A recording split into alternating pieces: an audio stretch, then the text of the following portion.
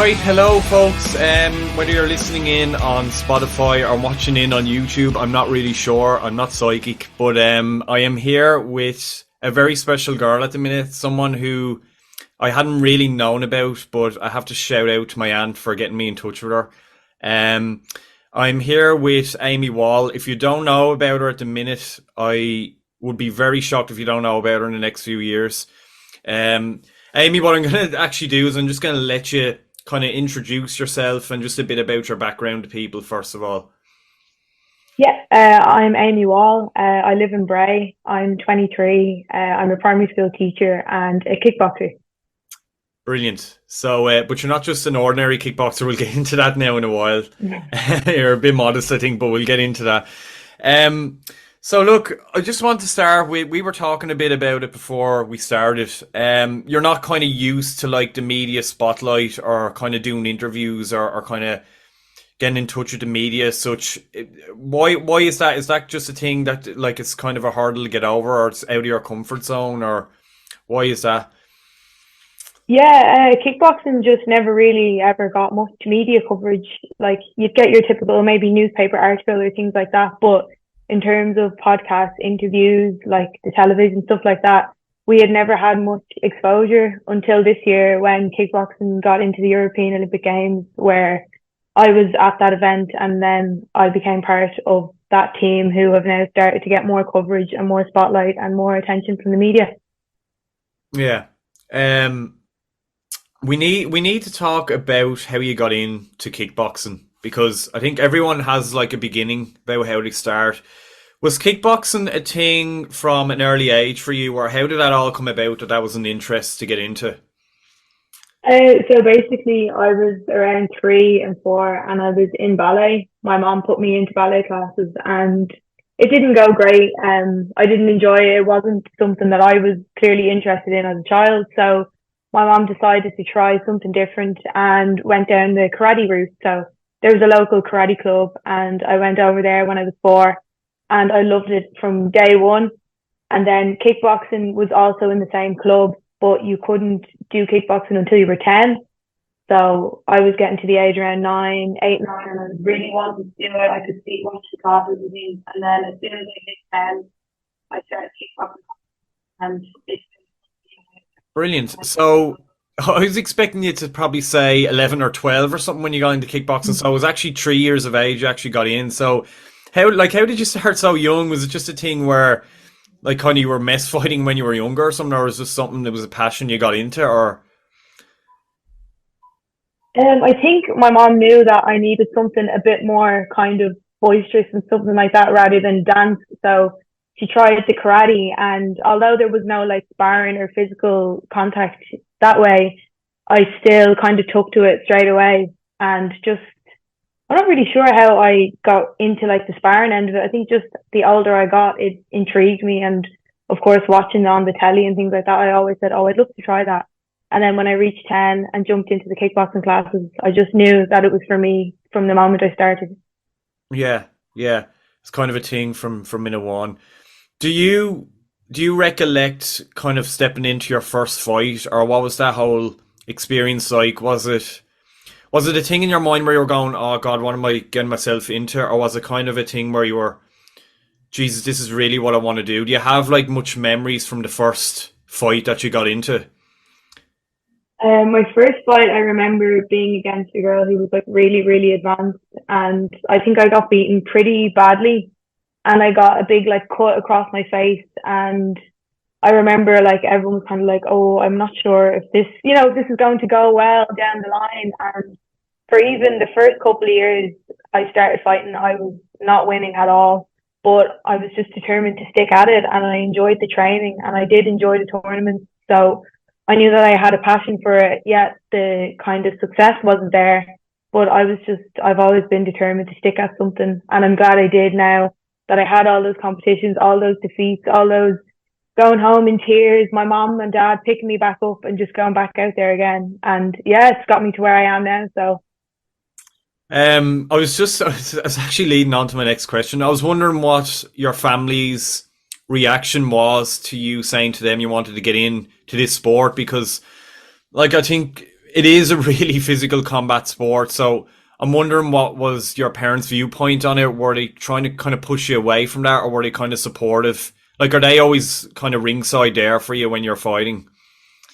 Yeah, so my parents are number one supporters. Like they've always had my back all the way through. From even I used to do a discipline called point fighting, so it wasn't as kind of heavy contact. It was more based on scoring points.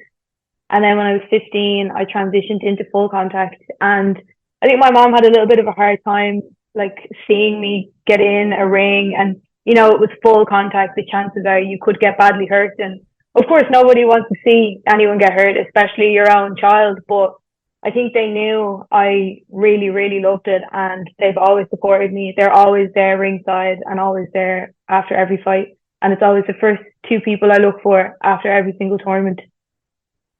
And just talk to me a bit about kind of what runs through your head at the before even the fight begins. Is there a kind of a nervous trepidation there going, God, this could end badly. This could be an injury that I can't come back from, or does any of that go through your head, or do you just kind of get into the zone and you know what you need to do and just it's game on after that? Yeah, of course, you can always have like doubts and things racing through your mind. You're thinking of the worst outcome, things like that. But over the last while, I've tried to kind of switch more to that mindset of this is what I'm here to do. It's 3 rounds. I have a game plan. I feel prepared and just work with what you've got. And the outcome will be what it will be. And just to perform to my best, and what's meant to happen will happen. So that's kind of the outlook that I have on it. Yeah, yeah.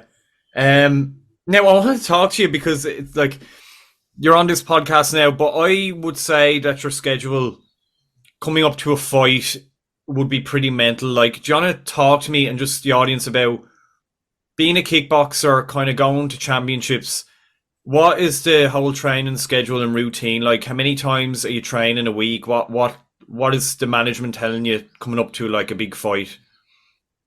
Yeah, it's definitely a really heavy schedule, and you need to really have good time management to squeeze everything in. Like it's not just you're going to training, hitting a few bags and things like that. There's a lot more to it, like between your running, your weight, strength training, your nutrition, your pad work, bag work, watching videos, strategies, so many different things. And you could be training like morning and then out for a run, and then the evening you could be sparring or doing pad work. Then the next day could be the same. You could be in the gym, and then the next evening sparring again. So it's hectic, but it's all part of it. And it's great to just get into a run into a competition. Like I've started now, I have the World Championships in 11 weeks. So I've just started now kind of a 12-week camp in the lead up to that, where I have a good solid structure of what I want to get done and an end goal, which is great. Yeah. So it's kind of that's just kind of your primary focus. You can't kind of let anything into your life at the minute. It's just focusing on them at the minute and just zoning everything out. Yeah, exactly. Often you can have that kind of fixed mindset where that's all you can think about. And sometimes people might think, you know, it's selfish if you can't do this or go here or go there. But for me, like everyone who's close to me in my life right now understands the, you know, the discipline and the dedication you have if you want to win and perform at the highest level. So that's what is working for me at the moment. So I'm going to just keep enjoying the process and see where it leads. Yeah, yeah.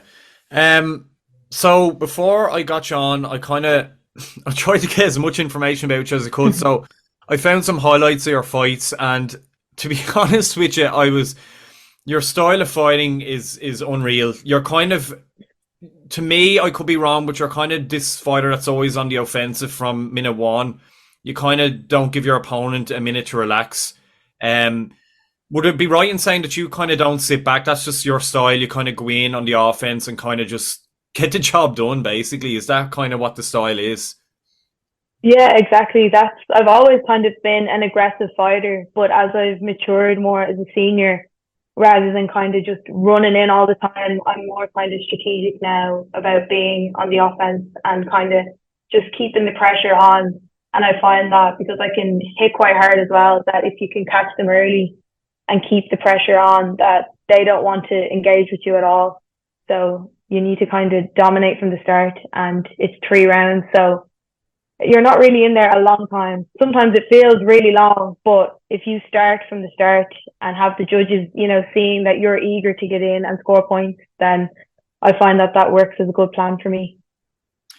Now, I'm right in saying that even before we get into the gold medal and stuff, which is mind-boggling, you're a 3-time WAKO world champion. I'm right in saying that, so gold medalist.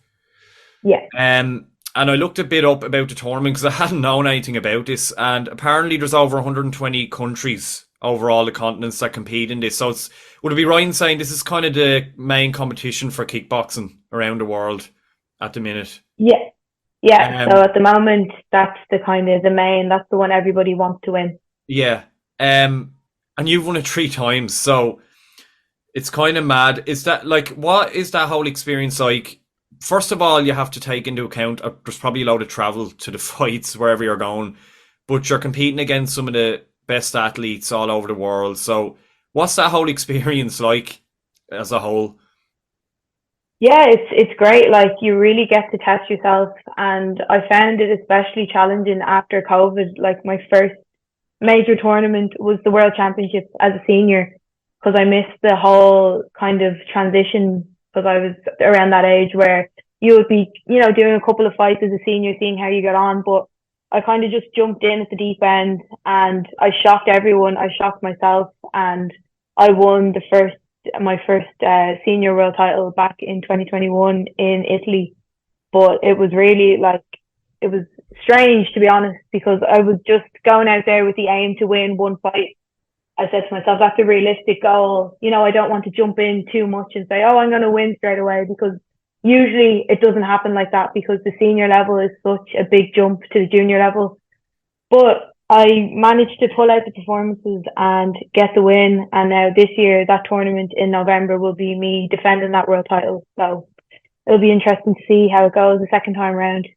So it's kind of, you're seeing this from a different side now, because you're the one who has to defend the title. You're not the one chasing. You're the one now that has to kind of welcome the best fighters in the world in and say, bring it on, and just not let the belt slip. Exactly. Yeah. Different mindsets completely. So if we just talk first of all about the team that you went to the European Games in Krakow, there was 9 of you that went. I was just interested in knowing what's the kind of camaraderie between y'all. Is there that bit of friendly competition about who's going to win gold or who's going to do the best, or what's the vibe like in camp? So the 9 of us are all from different clubs. Some people from the same club, but we all kind of know each other over the years. But to be honest, the team was great, and everybody there that whole week just wanted everyone else to do well, along with themselves. Because although we're all on our own individual journeys, everyone's in a different division. We were there as, Team Ireland. So of course we wanted to do the best we could as a whole team. And when I won, everybody was so supportive and so nice, and I couldn't have asked for a better group of people to do it with. And with us being the first ever kickboxing team to get to go to Krakow as part of the European Games, it was just an amazing experience, start to finish. And you kind of hinted to me earlier that you kind of go in kind of lowering your expectations a bit, where you kind of take one fight at a time and you kind of don't visualize where you're going to end up if you're going to go to the quarters or semis or whatever. But if we talk a bit about Krakow coming up to that, the build up to it, what were your thoughts? Did you have a kind of a name in mind where you wanted to get to? Did you even envision how far you'd go before you even started the first fight? To be honest, I wasn't even thinking of the end goal. I was more just thinking of, I've managed to get here type of thing, because it was such a historical thing, and to be part of it, I was just like, wow. And then I got into my first fight and I was like, oh, this is actually happening now. There's a chance for me to go all the way here, that type of thing. And the first fight, I actually was quite relaxed, surprisingly, because I usually get really nervous. And I went out and I just felt like, yeah, this is it now. I think I can go all the way, but I'm just going to take it each fight at a time and see, because obviously it was a much more intense atmosphere, the lights, the cameras, it was, it was very kind of heavy on the production side of things compared to what we're used to. And it was really professional and all that type of thing. So I didn't want to let that play in my head, but as soon as I got in there, I said to myself, I think I can go all the way. So let's just enjoy it and see what happens. And yeah. And we all know what happened now. It's Yeah. amazing stuff. Like, I remember before, like, I think my aunt thinks she's a scout now for this podcast. She's getting me guest after guest. I don't know how she does it, but she was talking to me a bit about you, and I didn't know anything about kickboxing because I'm so used to watching professional boxing and stuff and Mhm. MMA and everything else that this doesn't really get the media coverage. We're going to talk a bit about the plans for this going into the Olympics going forward, but when I heard that you were the first Irish athlete, male or female, to win gold at Olympic level, like no one else has ever done that. So you've kind of made history already in this sport. So like, first of all, that's a big weight on your shoulders. But like, has it kind of sunk in after that? Like, how does that feel knowing that in kickboxing on this island you're number one at the minute? Yeah, no, it doesn't really sink in, to be honest, because I just took it as I take every competition. You know, the end goal is of course to win, and it was only kind of a few days after where I could see all the like the media, the news, the pictures of me on like Facebook and articles of stuff about me, and I'm thinking, where is this coming from? You know, Yeah. why is it so important? But it's only when other people say, you know, you have to realize what you have actually done, and you know, to be proud of it, and to realize that, you know, this is the start for kickboxing on that journey to the Olympics. And like, I've been part of it along with those other 8 other people on the team. So yeah, still not really sunk in, but it's nice to have the gold medal here at home. That helps, you know, realize, yeah, I've done it. Yeah, yeah. No, it really is an amazing achievement, and as I say, this it feels like it's only the beginning for you. I think more people are going to find out more about you in the next few years. I wanted to kind of steer away from that now and just talk about female representation in sport at the minute because, like, it's mind-boggling how it's actually growing from where it was, like in terms of combat sports, boxing, MMA.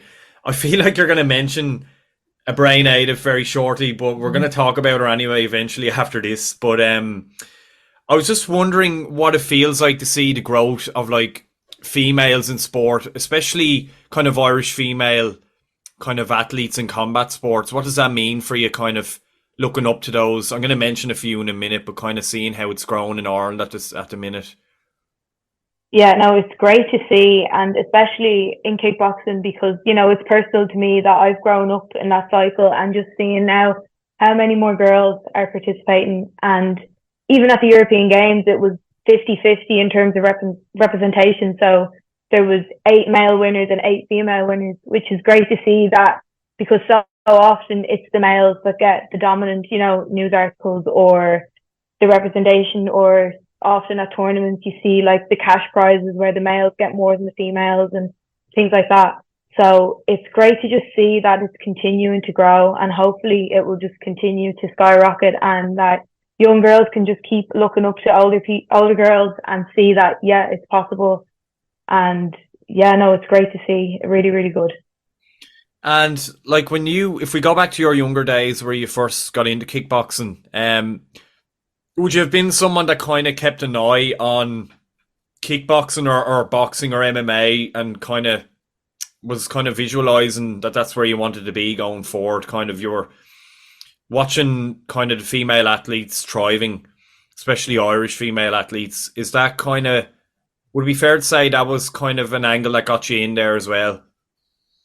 Yeah, I always loved to watch sport and like take part in sport as a young kid. Like I loved football, Gaelic, boxing, kickboxing. I've done a little bit of everything. Like, and I always loved watching, say, the Olympics and things like that when I was younger, and thinking, wow, like imagine being able to say you could go and do that. But I never really thought of it for myself, because, you know, I didn't really think that I would become anything or reach, you know, world level. So it was always great though, just to be motivated to keep training and watching these people achieve things, and especially girls, because you think to yourself as a young kid, well, they're, you know, they're just like me, they're just older. Maybe they are better than me. But yeah, now I can kind of see it looking back and thinking, yeah, wow, you know, it's really been a journey, just going from watching events like the Olympics to being able to say that I went to the European Games, which is, you know, such a high level event. It comes full circle. Brilliant, brilliant. So like we've mentioned the growth of kind of women athletes in combat sports. So like a few names come to mind. You think of like Sean O'Bannon in the UFC, who's doing well. You think of Kelly Harrington as well. But like Yeah. the main one really that stands out is like, well, it's Katie Taylor, isn't it? Who was a fellow Bray native, the same as you. So I think I know what you're gonna say here, but like I presume you were there watching in 2012 when she went on to win gold for Ireland and the homecoming and everything else, and kind of seeing all the Bray people rallying behind her and supporting her. What does an athlete like Katie Taylor mean to you in terms of looking up to her achievements? And now, I could be wrong in saying this, but have I read that you've trained with her once or twice as well? How does it feel, Yeah. kind of looking to kind of follow in her footsteps? Yeah, so since I was young, she's always been kind of someone I've looked up to, especially since, you know, she's from around here, and I spent a bit of time down in Bray Boxing Club while she was there, and obviously watching her train, just stood there in awe. I managed to get a bit of sparring with her once or twice as well, and I was terrified, but I really, really enjoyed it. And I just thought, wow, like she is a real human being. I remember just thinking to myself, and then I met her last year, and she was walking down the beach after one of her fights, and she actually took the time to stop and talk to me and ask me how I was doing and things like that, and about my journey. And she's just so humble, down to earth, and that's exactly what you want from a fighter, to be honest, because all the shouting and the, you know, hooray, Yeah. I know, I look at think I me, know who that's, you're you kind know, of hinting at. Yeah, yeah, which is not yeah, you really. know, it's not really my type of vibe. I like Yeah, yeah, more Katie's vibe of getting the job done and the kind of self satisfaction rather than the, you know, the I want the world looking at me type of thing. yeah, But I think that's why I resonate with her so much as well, because I feel like I have similar values and kind of goals as she does, and just to stay humble, stay grounded, and just keep working behind the scenes and just ticking away. yeah, yeah. No, I'm glad you brought that up because we're not even going to mention the individual, but like that person who it seems he still gets the spotlight no matter what he does. And Mm-hmm. I always say to people, friends and family, that like if you're looking at an athlete or an athlete to represent Ireland between those two, it's Katie Taylor. Not even because of what she's achieved, but because of how she goes about her business. She's humble. She stays out of the media spotlight. She goes to work and gets the job done, and there's no fuss, there's no anything. And I think Irish people have kind of copped on now that like that's the role model we should be looking at, not the other guy. Yes, exactly. 100% agree with you on that one. Yeah, I Yeah, think she is the kind of the role model that everyone should be looking up to, not even girls, because just as a whole, her as a boxer, like she is incredibly talented and humble. And yeah, I hope everything works out for her in her next fight. yeah, yeah. Right, I'm gonna steer it away again. So we need to talk about why people don't know as much about the sport of kickboxing in Ireland, and that is because for anyone who's tunes into the Olympics when it comes on, that kickboxing isn't represented on that stage as of yet, which is mad.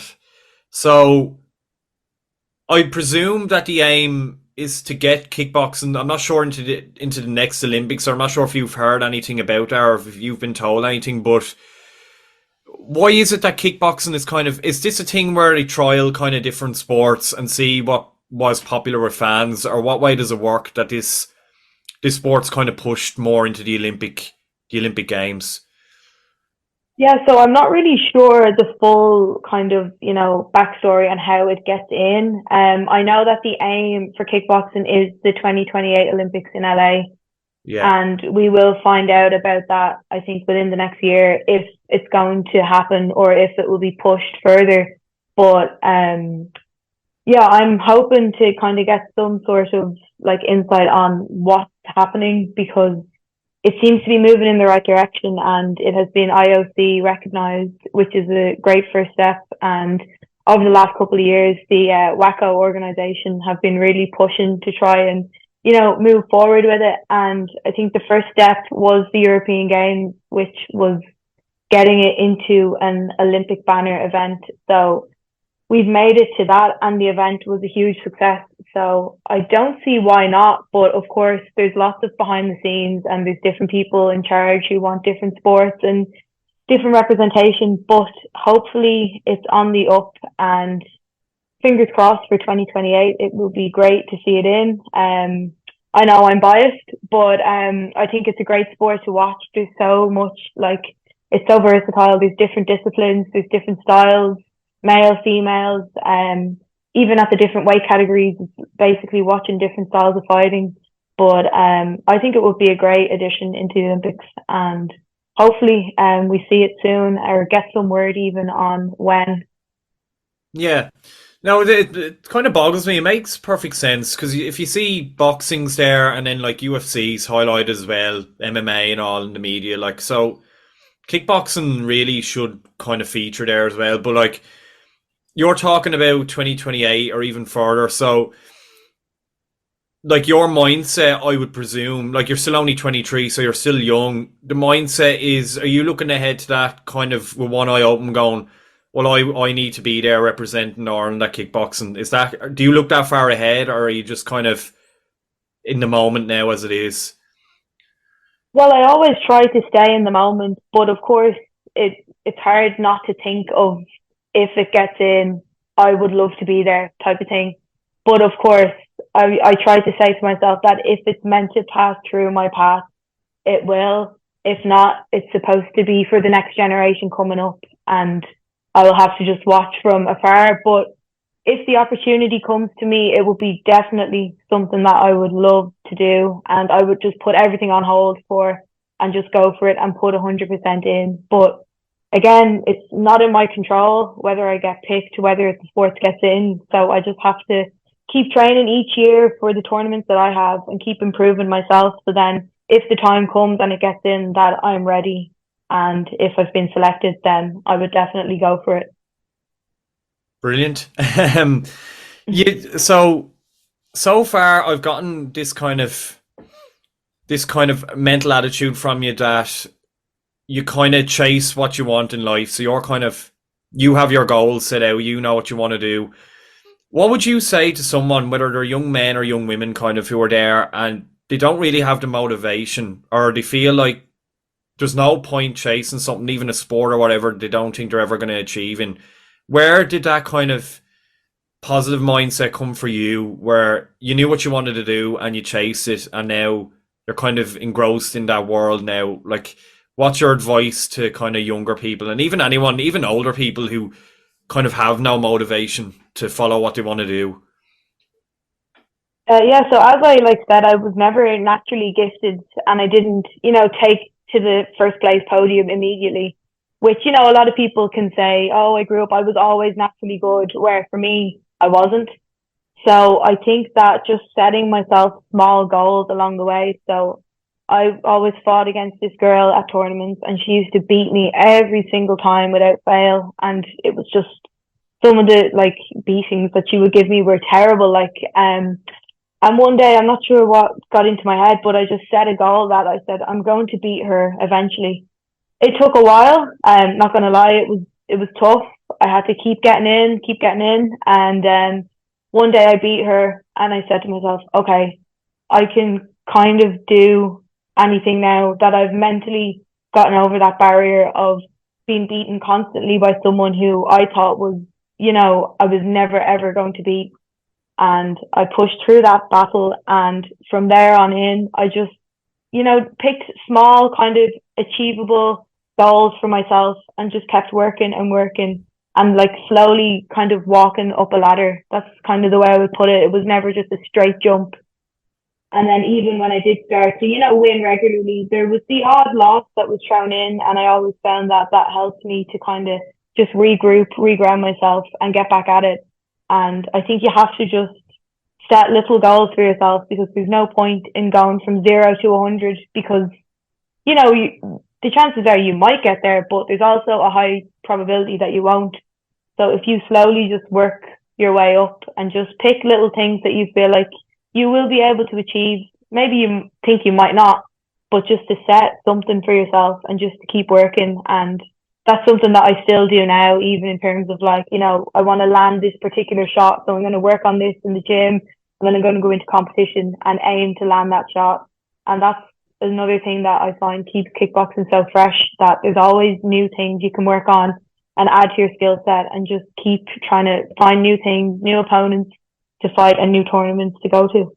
Yeah. You didn't retire that girl, did you? You didn't. No, no, no. I was just gonna say, she was that much of a Yeah. mental block. You had to, you had to permanently get her out of sport. It's a great way to focus on things. I think you're dead right. There's no point jumping ahead, and that girl obviously was the first little kind of mental block for you to get over to start your journey. And then I presume then there were like bigger kind of obstacles ahead then that got you to where you are now. But like, that definitely is great advice for people. But like, did the mental blocks get bigger after she was defeated eventually? The aims started getting higher and higher.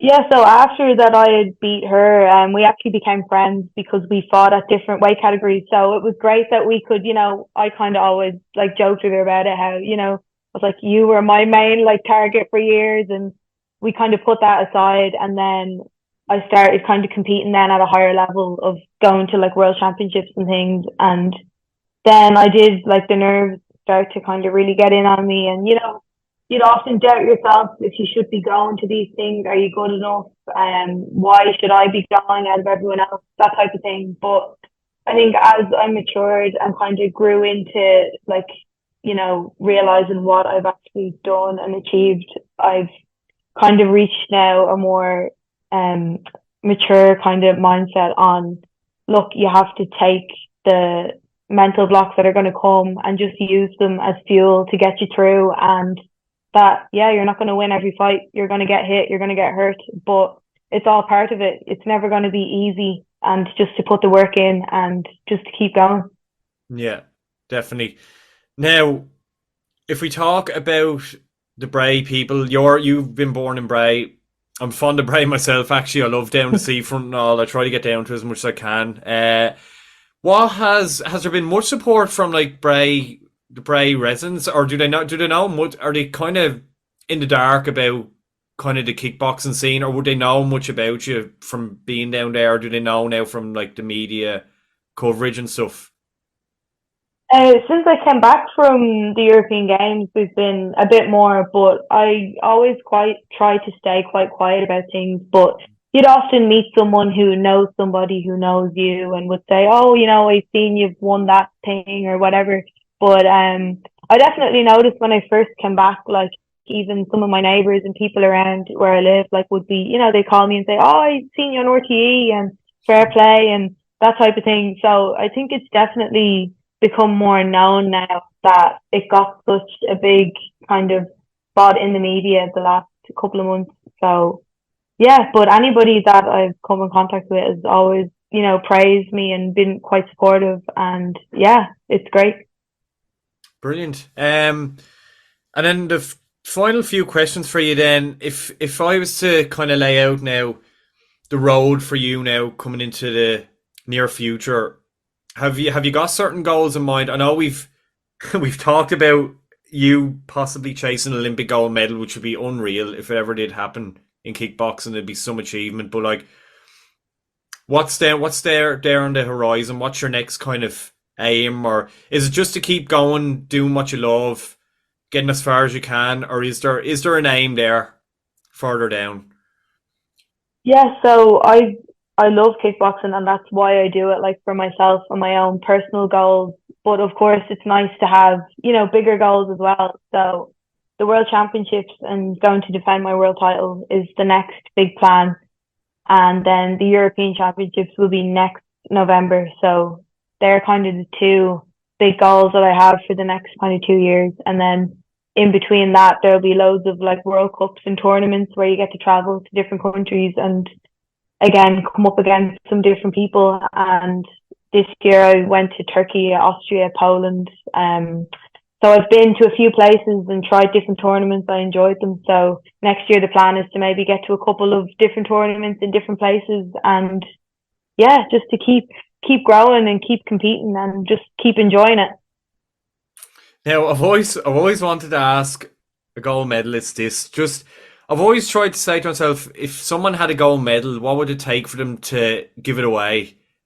And I couldn't think of anything that if you were to trade it in. So I just thought of something like, say, if you could give your gold medal away and you'd be able to travel again, or would you keep your gold medal and never travel again? It's a weird question. It's just something.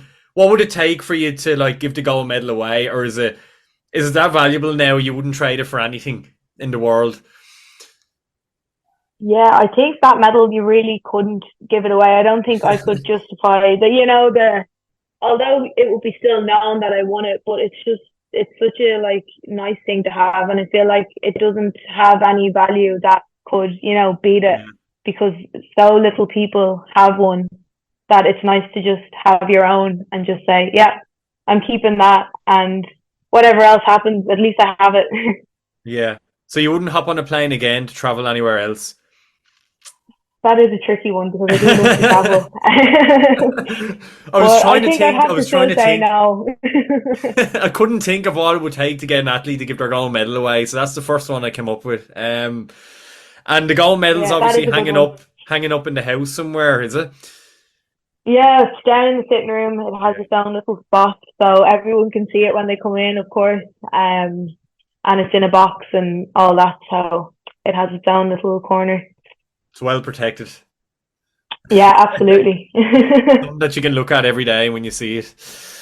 Yeah, So Amy, that's I have to say it's been a brilliant achievement. And you've been a brilliant guest coming on. I want to thank you very much because I know your schedule would be fairly busy. And like your next tournament is when? Sorry, it's in 10 weeks. Is it? November, 11 weeks. Yeah, Yeah, yeah.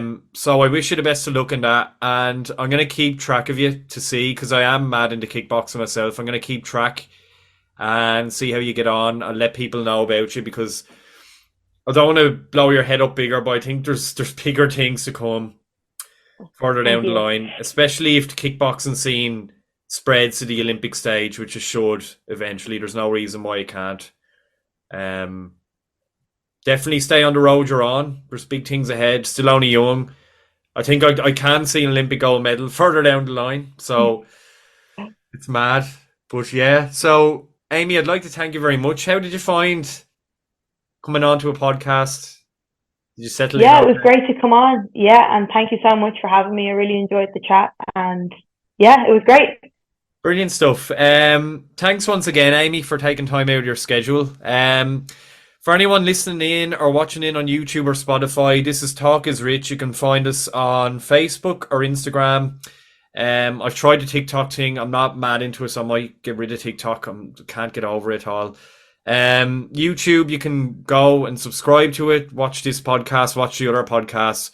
Spotify, you can listen in whatever way you want to go about it. This has been episode 6 with a future Olympic gold medalist, Amy Wall. I'm not putting pressure on you at all, am I? Thank you. You're grand. So that is it. Big thanks to Amy, and we'll see you again shortly.